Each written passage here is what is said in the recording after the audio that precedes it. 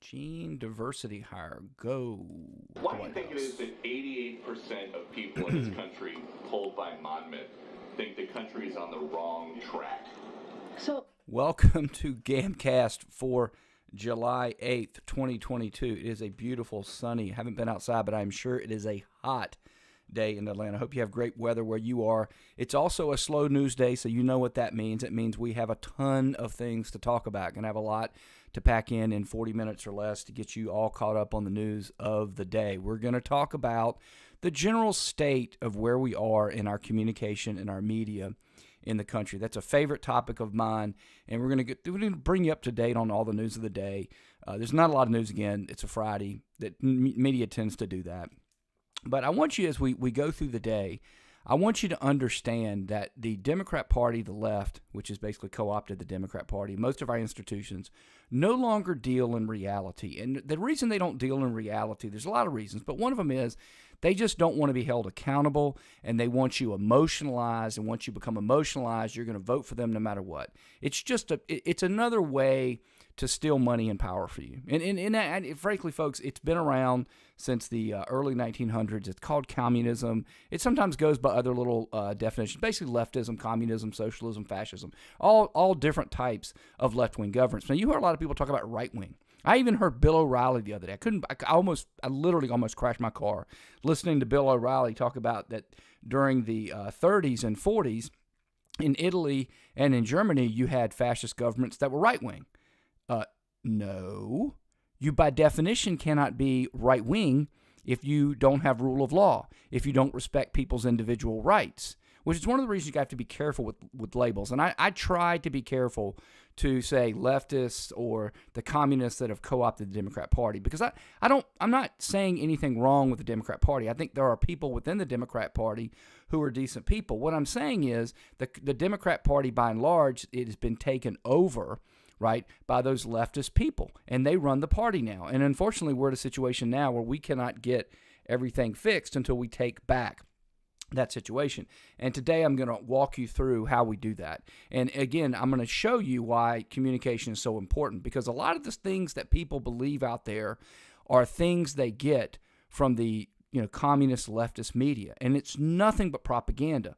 And I've said this before, but you have to understand this is very common to left-wing governments and societies. If you go back and you look at Germany and you look at Italy, or you look at China, or you look at Russia, people are told what to believe. And a lot of people will believe it because it comes from the institutions. That's why once you get control of the institutions, you have a tremendous amount of power. I see it in my own friends. I see it in my friends who vote Republican, or who vote quote-unquote conservative, or vote whatever constitution. I'll come to them and I'll say, hey, this is going on, and I can feel the resistance. Well, that couldn't possibly be. You usually are right about things, and you and your fancy talk, but in this case, it's a little too far. And they use that. And folks, the reason they do is because they've got 35, 40, 42, 43%, and it's growing, folks. They're taking the young generations, and they all know that. So when they get to the point where they get to 48, 49, 50%, we're done forever. Because you're going to have 48, 49% that are going to vote for them no matter what. They're emotionalized. They're never going to vote for Republicans ever. And then they're going to be able to use the institutions and the media to convince you, the other 2, 3, 4, 5%, to lop onto them. Okay? And again, folks, just so you understand, these people have been around for a long time. I've been following politics over 45 years. They were around in the 60s, around in the 70s, around in the 80s. The difference was they never got a stronghold, or if they did, for brief parts in California in the 70s and whatnot, they were quickly, people saw that and said, oh my God, you think that a person should just be able to accuse you like Kavanaugh, and then you don't get anything? You think a college student should be able to accuse somebody, and all of a sudden you're suspended from school? That's not, no, we don't do that here. But this is one of those times where they somehow, unfortunately for us, they have a lot of power. They have all the media, the institutions behind them, and so there's really no check. And so enough people don't know. Now, a lot of people did. Trump got a lot of votes, right? I'm not saying anything about the election one way or the other, but he got a lot of votes. Okay, but the problem is now that same election, 2020 or 2016, if those elections had been run in the 80s, right, with the electorate we had in the 80s or even in the 90s, they would not have been close elections, in part because society and in part because the institutions still had to be realistic. You couldn't come out and say the reason there's inflation, which we're going to get to this in a moment, is because of Putin. Right, you just couldn't do it. The media would go, well, I mean, inflation went from 2% to 6.5% before Putin did anything. Can you explain that to them? I mean, they wouldn't push back a lot, but they would, you couldn't just tell outright falsehoods. So anyway, let's get to Jean-Pierre, because the reason I'm starting off the show with her today is a friend of the show emailed me or texted me or however they got in touch with me. It doesn't matter. By the way, if you want to do that, Publius@GAMcast.net, Publius, Publius@GAMcast.net. I read all emails, texts about the show that people send me. So anyway, and this person is constantly saying that Jean Diversity Hire, right, the White House press secretary, is not doing a good job. And this person, again, doesn't understand, okay, friend of the show, and I appreciate it, but this person is in the trap a lot of people are in. She's absolutely doing a great job. And I'll tell you why she's doing a great job. But I also think that you shouldn't be blaming her, because there's this gentleman, if you're on the YouTube, you can now see him. This is the Twitter account of Ronald Klain, @WHCOS, @WHCOS. He's the chief of staff for Joe Biden. He's probably my age. He's early 50s, a trained Harvard lawyer. He's been with Biden for a long time, okay? You can't put tissue paper between the things that he says and the things that, Corinne Diversity Hire says. Absolutely the same thing. So she's just doing, following the corporate line out here. But before I continue that, if you're on YouTube, you can see her. If you're listening on the podcast, you know what I'm saying. Folks, her job is to go out there and repeat the lies, just basically continue to repeat the lies, and her job is to be black, to be female, and to be lesbian. Now, again, I'm looking dead at her, and I'll just have to take her word for the lesbian part, but she's definitely black and female, right? And she repeats the lies. So let's listen to some more of her lies. So I'll say this. The president understands. No, he doesn't. No, he doesn't understand. I mean, folks, I've never understood. I've never understood how they could pull this one. I mean, they say that the devil's greatest trick was convincing people he didn't exist. The media's biggest trick was convincing people that you should take their word for what they say about people. And listen, I've fallen before. I mean, I remember in the 80s or actually in the 70s, but when this guy, George Herbert Walker Bush, came on the scene. And I was growing up in North Carolina, and, he was some guy that was supposedly from Texas or supposedly from Connecticut or whatever, and I wasn't really sure, and he came from a rich family. And they, basically said he was a wimp and all this stuff. And he was the first person I voted for in a presidential election in 1988. But all that being said, I voted for him because of his policies, but I honestly believed he really wasn't a Texan, and I honestly believe he was a wimp. I mean, I didn't know. I mean, being told that, I was like, why would anybody lie about that? It's easily verifiable. I don't need to go behind the media and try to verify something they're telling me. I mean, he says he's from Texas, but he's really not, and he's really a wimp. But that's okay. He's got better policies than this Dukakis guy, so obviously I'm going to vote for George Herbert Walker Bush, right? Plus, he'd been Reagan's VP and all this stuff. Well, as you know, I like to read, and I read fiction, nonfiction, and then I read fun fiction. So classic fiction, nonfiction, fun fiction. And then one of the things under the subset of nonfiction, I'm trying to read a biography of all the presidents. And I'm not doing it in any particular order, so I've already read one about George Herbert Walker Bush. And it was in that biography I learned that, yes, he'd grown up in Connecticut, right? And then where his father had been a senator. And then he had joined the war effort, right? Back then they volunteered. You didn't have to draft them. Guys like him. And look, folks, if you're the son of a sitting senator, you don't think you can get out of it? That doesn't sound too wimpy to me. No, it's okay. So come to find out, he goes to the war. He follows these bombers, and turns out the mission goes bad, and they have to abandon, and he stays on, lets his people leave. Anyway, they're out in the middle of the ocean. Somehow or another, all of his crew, they're never found. But somehow a submarine finds the guy. I mean, imagine being out in all of God's green earth, in the middle of the flipping ocean, and a submarine finds you. Okay, so they dump him back. And you can go Google this, folks. In fact, if you're on the YouTube now, just stop this. Come back in a minute. By the way, subscribe and share this and like this, because it'll really help content creators out. But just go to the Google. If they haven't taken it down, I looked for about a month ago. You can see footage of the submarine, and it's clearly George Herbert Walker Bush. You can tell. Dumping him on the pier. Anyway, so you figure, okay, you're the son of a sitting senator, right?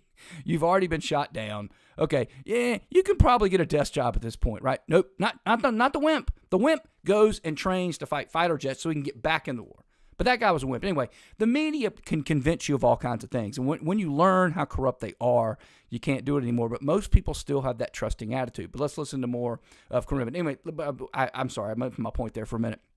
I do that sometimes. People that listen to the demos know the feeling. But those of you who are new, I haven't done that as much recently. So I was talking about Biden. So they've convinced you that he's just Scranton Joe. He's never been Scranton Joe. The guy ran and won a Senate seat like in his 30s. Folks, when you go to the Senate, do you know now that the Senate, but it's probably gone up now, but last time I checked, every senator has a budget of $5 million a year. They run essentially a $5 million business, and they are one of 100 people. He's been that for decades and decades and decades. I'm sorry, folks. When you have people that drive you around, you have people that cater to every single solitary thing you need for decades upon decades upon decades, you don't know what it's like to live the average life. Again, but for some reason, they can continue to say this and people eat it up. Anyway, she continues. What the American people are going through. He understands that gas prices are high.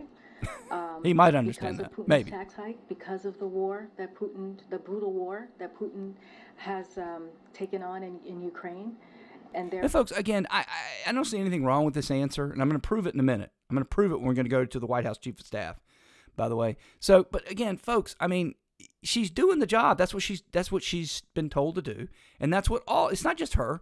I mean, people are focusing on her, but all of them are saying this. Now, again, folks, I could go back and I could, in 2 seconds, pull up Biden on the campaign trail saying we're going to end it. We're going to get rid of it. We're just going to phase it out.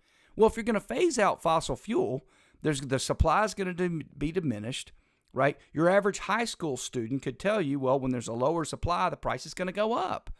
I mean, but yeah, this is her job and what she does. Fight for their democracy. That's what we're seeing here. And also we're fighting for Ukrainians' democracy?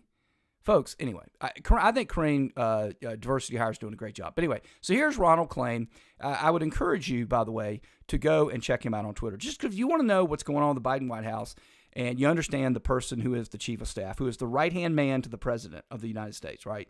He's the one that basically helps him with, policy decisions and implements them, et cetera, okay? Amazing fact, even after adding a record number of jobs at POTUS' first 15 months, the U.S. added an additional 1 million jobs over the past 3 months.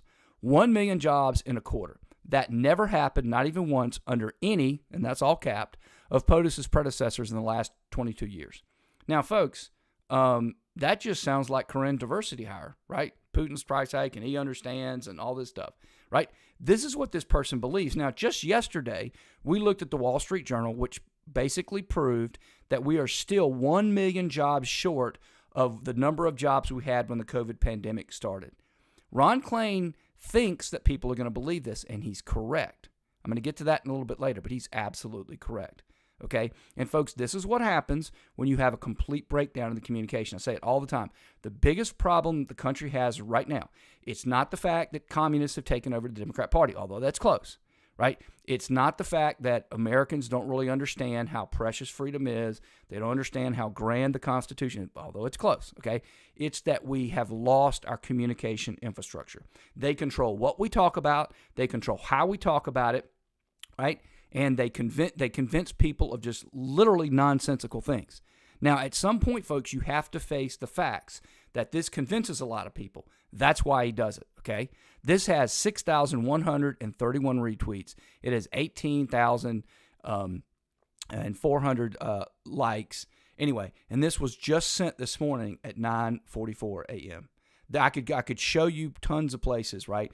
Literally, I think what was trending this morning, Biden boom, hashtag Biden boom literally was trending this morning.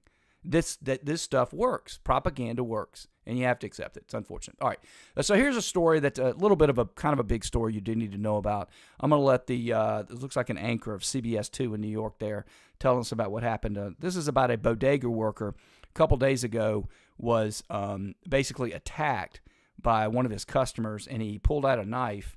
Basically, they struggled, and in the struggle, he used the knife and killed the guy. Has been charged with murder. Originally, his bail was high. That's been rectified. Take a listen. Dana, Jose Alba was able to make bail tonight thanks to his family and his boss here at the bodega, who split the cost. The deli clerk stayed silent, walking back into his apartment building tonight after spending 5 days behind bars. Alba is charged with second-degree murder, but customers, legal experts, and even the mayor agree. The surveillance video shows that this case is not so cut and dry. Here's the thing, folks. Originally, I wanted to put this in there. I didn't, when it originally covered, I just thought, there's crazy stuff in New York. I was going to let it go. I mean, okay, so the guy's getting charged with murder. It's New York. It's not that big a deal. But I was very gratified to see once the story got out there, I didn't think it was big enough or important enough for you to hear about it. But now it is, and I'll tell you why. Because I'm glad to see the public outcry about this at least get the guy's bail lowered so that he'll be able to stay out of jail until such time as he's tried. And I'm hoping the jury will do the right thing. This is going to be Kyle Rittenhouse Part 2. And again, this is the important thing. She says there that it's not cut and dried as they claim. What she means by that is the prosecutor says it's murder. A lot of people and experts look at it and say it's not so cut and dried that it's murder, so you need to lower the bail, and they did. Here's the problem, folks. It's absolutely self-defense, right? I mean, we're going to play a little bit of it, and if you're watching us or on YouTube, you'll see a little bit of it. But if not, go just put in New York bodega worker Jose Alba, and you'll find the video. And again, folks, I understand the thought process of the DA to say that it's murder. It's insanity. But I understand how someone who is corrupt and another reason I want to talk about this, you have to understand that they're corrupt, they're insane. I understand how you get there, right? Okay, but it's difficult to get there for murder because murder requires an intent to kill, right? Right, without a self-defense, right? Self-defense is an affirmative defense to taking someone's life, right? So, but I want you to understand a couple things about this. The left doesn't believe in self-defense, and it's hard for people to wrap their brains around this. But it truly, it's like Richard Wright, the great black novelist, once said. Sometimes it's enough to understand you don't understand. I understand I could never truly understand the brain of somebody like this. But here's what they think. There is no right to self-defense. So in their world, they're going to get rid of all the guns. They're going to go get rid of all the knives. They're going to get rid of everything. And if somebody happens to get it illegally and they come after you, you're just going to die. And that is exactly what they think. That's how you have to think in order to believe this is a murder. So in this DA's view, the fact that this guy was armed and this person came in and started a struggle, it's his fault for having something to defend himself. Right, but anyway, let's take a look at the video and move on to some other things. Surveillance video shows 37-year-old Austin Simon going behind the bodega counter. He shoves the clerk, 51-year-old shoves Alba, into a chair. So he looks like he's a black man, about 6'2". It looks like he's, I don't know, looks like in his 30s. He's got the girlfriend behind the window. He's now come around the counter. He's pushed this guy 6 feet back in against the wall and into his chair. He's continuing to assault this guy. Moments later, Simon seemingly pulls Alba up by his shirt collar and the two men wrestle. We're freezing the video before the clerk pulls out a knife and stabs Simon multiple times. All right, that's really all you need to say about that. So basically, in that ensuing struggle, the elderly man, I mean, the guy's got a good bit of height on him, and he's a good bit younger. At that point, he basically got the knife and defended himself. And unfortunately for the perpetrator, those knife wounds ended up being fatal. Folks, that is classic self-defense. And you have to understand that even in New York, 25 years ago, no way this guy gets charged, right? And there's still places in the United States where he wouldn't be charged at all. But if you're in a blue city, okay, even in a red state like I am, folks, these people have been taught this. They didn't learn this overnight. They've been taught this, and that's what they truly believe. So anyway, I thought that story, given that we got some pushback, was important enough for you to understand and learn from. And again, it just goes to show that we still have a little bit of power, but you've got to have almost uniform pushback. And again, I want you to also remember what that lady said. She said, it's not cut and dried that it's murder. I mean, that's insanity, folks. It should be cut and dried that it's self-defense. And again, do I regret that the perpetrator died? Of course I do. But you know what? I mean, you can't have the rule of law. You can't go around attacking people, and then when you attack, they don't have the right to defend themselves. So here's a story that was making the rounds yesterday, and there's a couple things about this story I want you to know. But anyway, so this is a typical bit. It came up in my Twitter feed. Absolute must-watch. Tucker Carlson absolutely brutalizing Ben Smith. Ben Smith is a former reporter for the New York Times. He looks like he's in his middle 30s, maybe early 40s, and he wrote for the Times for a long time. I mean, now he's got some group I think he formed with his brother. Doesn't matter. Typical quote-unquote person that calls himself a journalist but doesn't understand the first thing about journalism. But there are two bits in this I want you to understand. First and foremost, folks, what Ben Smith does here, he does it because it works. So the people that are saying that Tucker Carlson absolutely brutalizes him are wrong, because he can't be brutalized because it works. I mean, I think he holds his own, but you only think he brutalized this person if you already support Tucker Carlson. If you're someone who doesn't support Tucker Carlson, you definitely don't think it. And here's the important point, folks. If you're somebody who's in the middle, you're going to go like, Tucker Carlson must be a racist. More likely than not. And the reason, I say this all the time, the reason this happens is journalism used to be an objective standard. Now it's a subjective standard. So in my view, if you say the term replacement theory, and I find that repugnant, by my subjective standard, you're a racist and a bad person. 20, 30 years ago, as a journalist, you have to go, well, here's what he said. Here are all the possible definitions of what that could mean. He says this. Objectively, we can't establish what it means. You're going to have to make up your own mind. You can objectively determine, right? That's the way they used to do the news. Not anymore. Anyway, take a listen to the bit and you'll see the point. I'm interviewing you. Does that sound racist to you? You've just suggested I'm a white supremacist. I found that clip disturbing. I think the language of replacement theory, which you've popularized, the language of replacement theory is like specifically the language used by neo-Nazis to recruit people to their cause. It has been, obviously, I'm not suggesting some straight line between words and actions, but it is the phrase that has been used by mass shooters. I wonder if you don't have any compunction or regret about popularizing that? This is why you are considered correctly a propagandist and not a journalist. Because I just explained in detail, with total sincerity, what I believe. You ignored it and invoked mass shooters.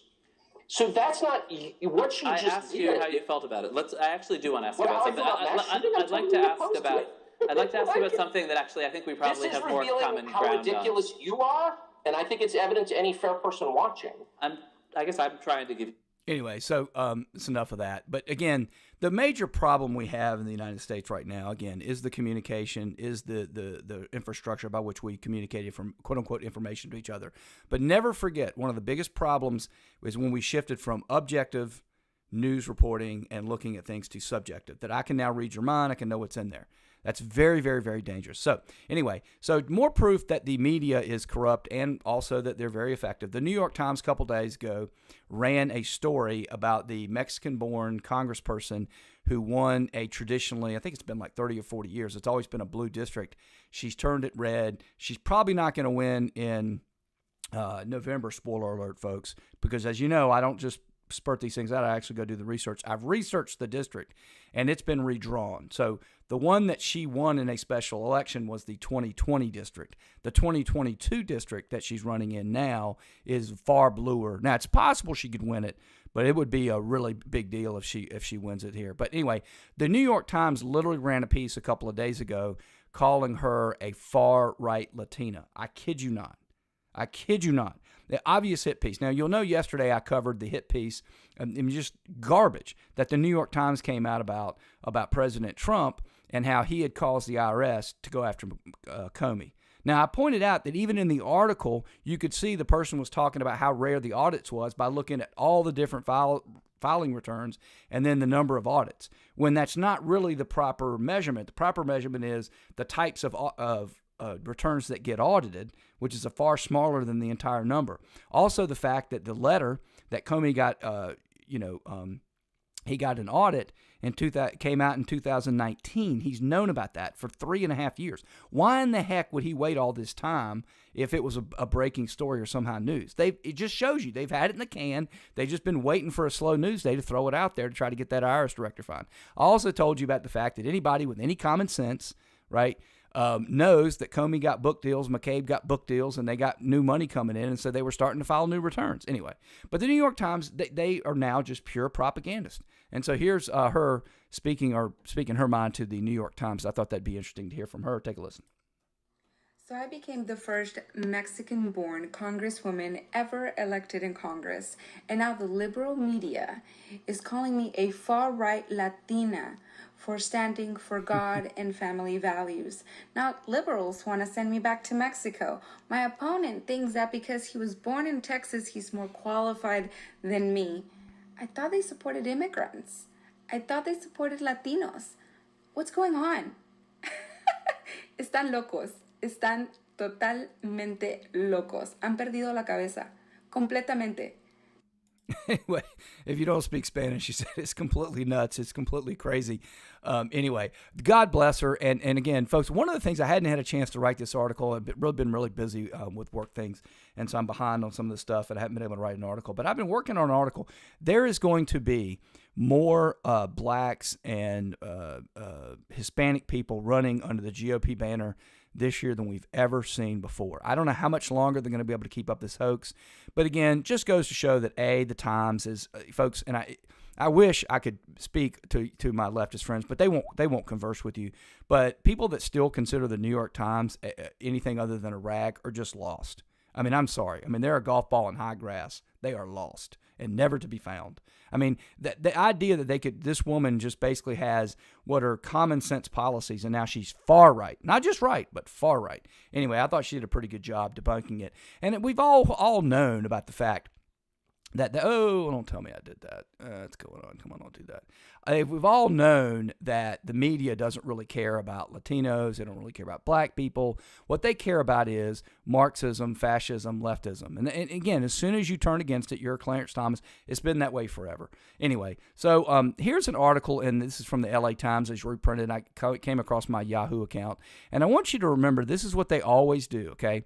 This is from a person named Robin Abakarian. She's a 40-year-old, or maybe 45. I didn't really have a chance to look it up. But it's emotionally draining to live in America right now. This is part of the thing I said I would do earlier in the week when I was covering July 4th. So a lot of the things that were going on July 4th, you had a lot of people on the left basically say, I'm not really proud to be an American. I don't really like America. I really want to celebrate America. And again, you have to understand these people, they don't understand. They're not like us. They don't believe in freedom. Right? They don't even understand what freedom is. They don't believe in rights. They don't even understand what rights are. They want a collective society. That's just what they want. They don't want free speech. That's why they constantly live in this era where they are consistently unhappy. Now, why would any rational person, once exposed to the rule of law and freedom and all of the wealth and of knowledge and prosperity that the United States have been able to bring. I mean, when I was growing up, when I went to college, 1986 to 1990, it was the first time you really meet anybody from other countries, right? For me, at least, when I was growing up in North Carolina. And you meet these people from China and all these other places, and they used to say, we don't call the United States America, we call it the beautiful country. Like, it's like an honor. Like, people just, they dream of graduating and then being able to, whatever high school they did in China or wherever, in these other places. And they dream of coming over here to get an education. And a bigger dream is if they can stay and become a citizen, right? Because they know what it is that we have here. But you have people here that grow up, right? And they just basically hate America. Now, this used to be, again, this is part of our infrastructure. The problem that we have is those people have always existed. From the founding of the country, there were people that wanted to stick with the king, right? But then that has been now drilled in with all the institutions, bringing up more and more generations, bringing in more and more immigrants. And so now these people are getting bigger and bigger and bigger. And a lot of these people just aren't well people. So anyways, we're going to go through this article. We'll see if you think this person is well. On the 4th of July, a day that normally calls for celebration, my social media feeds were full of people refusing to join in. So was mine. Okay, because again, I listen to both sides, so you don't have to. I follow Rachel Maddow. I follow Ron Klain. I follow all the leftists out there. I mean, the left of the left of the left. I follow them too, okay? One meme that kept popping up. Frankly, I don't think America deserves a birthday party this year. Why was I on social media instead of swimming in the ocean, going for a hike, or playing catch with my dog? Because you're psychotic. That's why. I was playing golf, is what I was doing, among other things. Anyway, because I was tired, physically and emotionally exhausted. COVID-19 had recently knocked me down. The current state of the country is keeping me there. This country has never been in better shape than it's ever, before. I mean, honestly, it really hadn't. if we would just unleash the shackles and go forward. The Supreme Court has yanked away the right of bodily autonomy that Americans have enjoyed for nearly half a century, making it possible for states to force a 10-year-old girls that have been raped to carry pregnancies to term. Now, folks, that's not true because it wasn't a right, is what they determined. It's also not true because I don't know where you are, but I assume very few people are either going to be in a state where it's illegal completely. I mean, I think the only one I know of right now is Texas. And then not be able to get the assistance that they need. We've talked about that. None of these states are going to go chasing you if you go get an abortion in another state. And by the way, I'm sorry I keep saying this, but, they have a hive mind. So some imbecile says something, and then all the other imbeciles repeat it like a pack of ducks. I don't understand this. 10-year-olds can't get pregnant. I mean, I'm not going to say that biologically there couldn't be, 1 in 10,000 or 1 in 25. I mean, I suppose it's possible, for a 10-year-old to menstruate and be able to, somehow possibly have sex. But I've never heard of such a thing. Now, again, I know why they do it, because they want to put an image in your head. But it just goes to show you that, it's an admission to me of just how sick they are that they're thinking about 10-year-olds having sex and getting pregnant. It's just weird, folks. I mean, I get the point they're trying to make, but that's just weird. The court made it plain that it is hostile to any limits on gun ownership. It was a carry permit that one county could not give it to you, and there was no objective rationale about what you had to do to get a permit. Do you have to be a certain age? Do you have to have a certain amount of training? Do you have to have a certain background? It was basically up to the local official whether they did it or not. I mean, that's not what they said at all. And again, these people, it's really upsetting because I happen to be a gun owner. I own several firearms. I've purchased in the last year, I think, many firearms. Folks, I've been through the process. It is not as easy as you think. Okay? It's really not. I mean, they have tons of things that they do. It depends on the state. I purchased a firearm about 5 years ago in Florida. In Florida, you had to fill out a form. They had to do a background. There's always a background check, okay? Anybody tells you there isn't is lying to you, right? You have to do a background check. You have to fill out the form. In Florida, you had to, I think you had to wait 7 days. I mean, states can have, and the Supreme Court has not said there's any problem with those. The problem that you've got, folks, and just cover this real quickly and debunk it in a nutshell, is that they've had these gun laws coming and coming and coming. We've gotten to the point where we've got every rational gun law you can have, and there's no more gun laws that are going to work. But the left, they just can't stand the fact that you can have guns. So it's actually the exact opposite of what she said. It has knocked the wind out of the Environmental Protection Agency's ability to regulate polluters. That's not what that case said. No, it didn't say that at all. It basically said that, hey, you can do it, just shows their authorization. Oh, the Clean Air Act of 1963. No, passed. They didn't say anything about climate change. Oh, you need to go to Congress and get Congress to pass a bill. Now, you're telling me Congress can't pass a bill on climate change? Absolutely they could. They get 10 rhinos in a New York minute. People just want to be unhappy. As if passed as prologue, it will almost certainly further defang the Voting Rights Act. Folks, the Voting Rights Act of 1965, black people were literally going in and they'd say, oh, sure, you can vote. How many gumballs in that gumball machine? I have no idea. You didn't pass the test. And then a white person would come in like, I like to vote. Here you go, sir. Here's your ballot. Go in there. Take your time. That was problem. Now, the state of Georgia, we have more registered black voters. Black voters turn out higher numbers than white. One of the dirtiest secrets out there that's never told, one of the worst turnout voters out there is a white male who votes overwhelmingly Republican. Anyway, the reason I tell you that I wanted to go through this article briefly, this person lives in a world. She believes what she's told. She doesn't question it. She wouldn't give me 2 seconds to try to explain to her that she's got most of this wrong, right? And it's by design, folks. All right, so the fact that the propaganda does work, all right? Again, I understand. I can feel the vibes I'm getting ready to say about polls. I know a lot of you. You're all smart. You follow the news. You're up to date. You're a well-informed voter. And you go, well, you can't. I understand you can't look at any one poll and get a whole lot out of it. You have to look at a group of polls. You have to look at polls over time. But if these numbers are anywhere close to correct, right? And by that I mean if they're off by 20 points, we still got a big-time problem. I'm talking big-time major league problem. Fascinating numbers from new Monmouth poll. Should members of Congress who assisted the planners of January 6th be removed from office? Now, I can't even answer that because I don't know what planners for January 6th means because I'm a rational adult American who has common sense. Does it mean you helped to plan the rally? Does it mean that you helped to plan rioting? Does it mean that I don't know what in the world, but even assuming that for the sake of the argument, I'm assuming that you mean some type of illegal behavior, right? Be removed from office, okay? That only happens through impeachment, folks. You got to impeach them. Otherwise, they don't get reelected, right? Or I guess but even if they got tried and convicted. Now, Congress could refuse to seat them. But anyway, I want you to listen to this. Okay, among all Americans, 66% yes, 26% no. Among independents, 65% yes, 27% no. Among Republicans, folks, 48% no, 33% 6% yes. So you got 66, 65 yes for independents, all Americans, 36% yes from even Republicans. Now here's the big time major league problem. 94% of Democrats say yes. Let me translate that for you.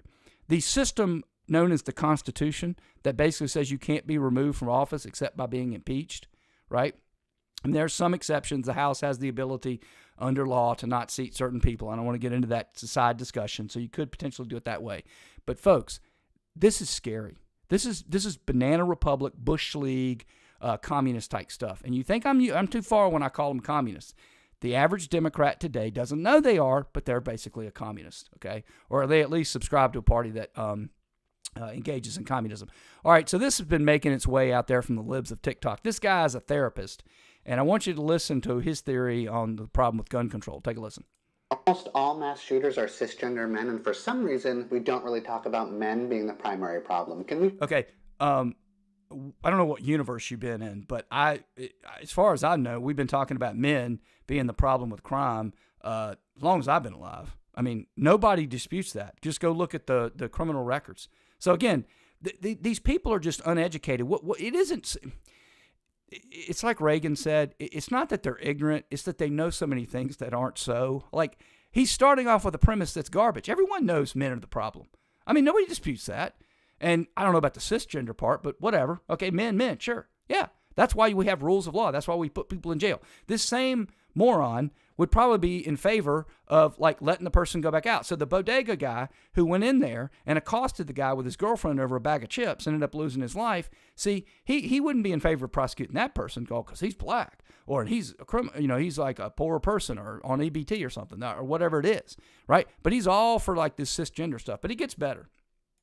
Please blame the patriarchy and not blame mental health. People with mental illness are far more likely to be the victims, not the shooter.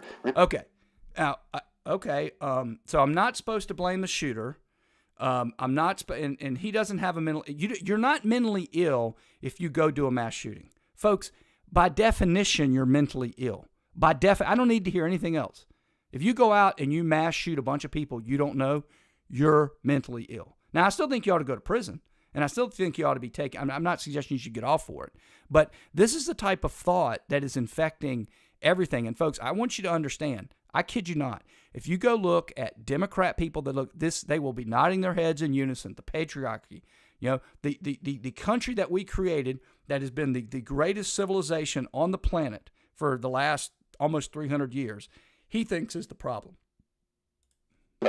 Pinning everything on mental health is also a good way to distract you from focusing on the problem of gun ownership. Now, again, I love this one, and we're gonna move on because I got to finish up here. But, folks, we've been awash in guns since 1776, right? 1789, the founding of the country, whichever point you want to take.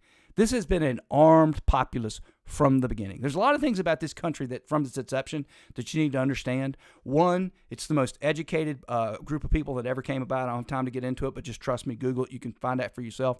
And we've been armed through the teeth because we came over here and you had to be armed to get the food and preserve yourself because you weren't in Europe anymore, right?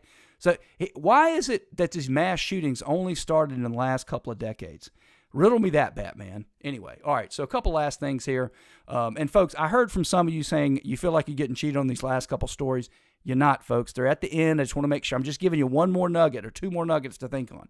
EU Parliament votes 324-155 to condemn U.S. Supreme Court overturning Roe. Folks, in Europe, they have about 10, 12 weeks after that that's banned. I don't give a flippin' flying whatever what Europe thinks about anything. Two, they're hypocrites because they already have abortion laws that are tougher than ours. Yesterday we covered Tara Mack, the black person running for Rhode Island Senator District 6. She was caught twerking upside down, promoting it. She's loving it. After she was caught, after she was all over social media, today we're looking at a tweet she sent yesterday morning. Sorry, not today. Yesterday morning, 8:49. The media is trying not to cover real issues, but not on my watch. I twerk for joy, abortion justice, bodily autonomy, trans rights, intersex rights. Shakes your butt. That's how you get things done in America, folks. That's the Democrat Party. You are now all caught up to date on all the news of the day. And if you liked this live stream or podcast, I hope you tune back in tomorrow.